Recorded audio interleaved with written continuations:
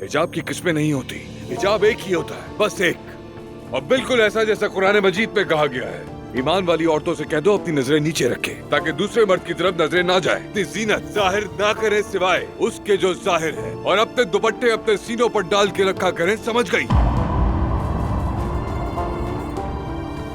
अब खुदा के वास्ते मुझे बताओ, इस बात का इससे क्या ताल्लुक है जो इस आयत में कहा गया है?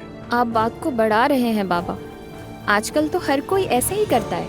मेहर, अपने कमरे में जाओ, ये कपड़े बदलो और अपने चेहरे से ये सुर्खी मेकअप वगैरह उतार कर आओ। बेटी, हमें खानदानी दावत पर जा रहे हैं। वो लोग पूछेंगे तुम्हारी बेटी को क्या हो गया है। तो तैयार होना गुनाह है बाबा? गुनाह नहीं है, लेकिन तुम जैसी लग रही हो तुम ऐसी नहीं हो। क्या तुम स्टेज परफॉर्मेंस के लिए जा रही हो? मैं खानदानी दावत की बात कर रहा हूँ, खानदानी। और उस खानदान का हर फर्द पहले ही तनाव का शिकार है। और महर, तुम उन लोगों के सामने इस तरह जाने की जिद कर रही हो मुझसे, हद है। बाबा आप कब से इतने रस्म परस्त हो गए? हाँ, मैं रस्म परस्त नहीं हूँ महर। बेटी देखो, मैं कहना नहीं चाहता, लेकिन तुम इस वक्त मसाइका खेस लग रही हो। आपके लिए होगा ये, मैं ऐसे ही जाऊंगी। तो फिर तुम कहीं नहीं जा रही महर। क्या? सही सुना तुमने।